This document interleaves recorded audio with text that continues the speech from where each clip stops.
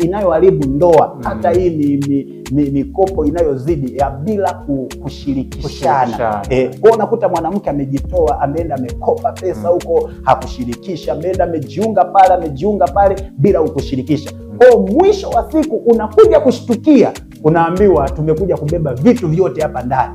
Duka hili tu linajumlisha. Nyumba hii ni wahanga watu wengi sana. Nyumba hii inauzwa. Kulikoni? Mke wako alienda kakopa pesa bila wewe bila wewe kujua. Ndo unakuta ndoa nyingi zina farakana. Kwa hiyo kama kuna uhitaji wa pesa, kama wewe ni mwanamke au ni mwanaume, mshirikishe mwenza wako kwamba mke wangu, ninahitaji pesa fulani, ninahitaji 200,000, ninahitaji 1,000,000, nataka nikakope mahali fulani ili tuweze kuendeleza jambo letu.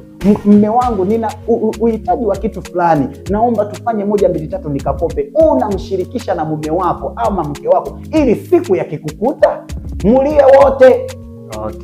Lakini habari ya kujitokea kumwacha Adamu kwenda kule inakuwa ni kipengele, itaukuta mbaya ndugu yangu. Wengi wamekimbia ndoa si kwa sababu wanapenda, bali ni kwa sababu ya madeni makubwa yanayojitokea ambao wanajikuta walishaji. Hii ilisababisha sana hata kwenye bustani ya Edeni. Hawa alipoona mambo fulani ni kama hayako sawa, akaanza kujitenga, kama vile ambavyo akaanza kujitenga, akaenda kutafuta kuzunguka huko.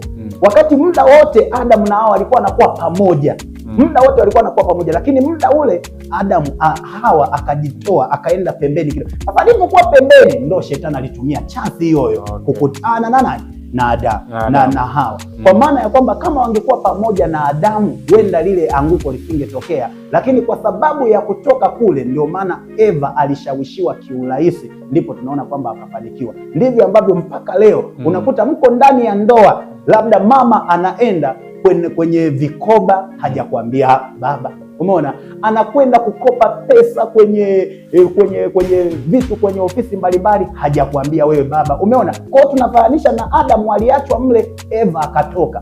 Umeona, sasa alipokwenda kutoka Eva kule, ndiko alikokutana na Ibilisi.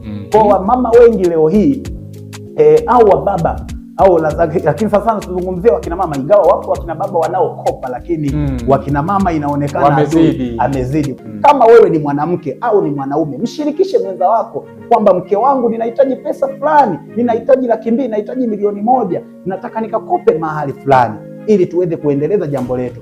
Mme wangu, nina uhitaji wa kitu fulani, naomba tufanye 1, 2, 3 nikakope. Unamshirikisha na mume wako ama mke wako ili siku ya kikukuta mulie wote.